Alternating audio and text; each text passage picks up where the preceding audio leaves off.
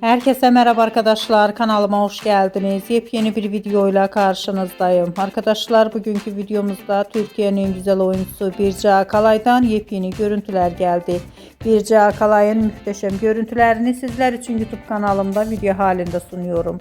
Umarım beğenirsiniz. Arkadaşlar, videomu beğendiyseniz kanalımı izlemeyi ve bildirim butonuna basmayı unutmayın.